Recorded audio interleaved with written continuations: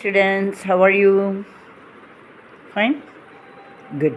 ஆக்சுவலாக இப்போ நம்மளுடைய வாழ்க்கையில் ஒரு நாளாவது ஒரு நிமிஷமாவது ஒரு செகண்டாவது நம்ம நினச்சிருப்போம், ஐயோ நம்ம ஏன் தான் பிறந்தோமோ, அது இந்த வீட்டில் ஏன் தான் பிறந்தோமோ அப்படின்னு நினச்சிருப்போம். ஆனால் அப்படி ஒரு நிமிஷம் கூட நினைக்க வேண்டாம். ஏன்னா நம்ம இந்த ரொம்ப துன்பம் நினைக்கிறப்ப, இதை விட படு துன்பத்தில் இருக்கிறவங்கள பார்க்குறப்ப ஏதோ புண்ணியம் நம்ம பண்ணியிருக்கோம்.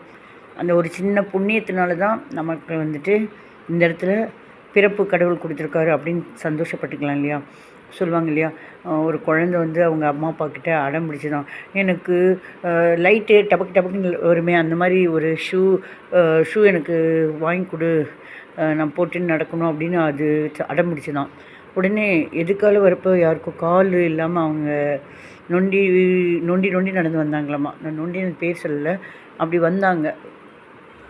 நொண்டி நொண்டி நடந்து வந்துட்டு இருந்தாங்க. அதை பார்க்குறப்ப ஏதோ பகவான் நமக்கு காலாவது கொடுத்துருக்காங்க இல்லையா, ஏதோ செப்பலாவது போட்டுன்னு சும்மாவது நடக்கவாது முடியறது அப்படிங்கிற ஒரு சந்தோஷத்தில் கிடைச்சதை கொண்டு நம்ம திருப்தி அடையலாம் இல்லையா?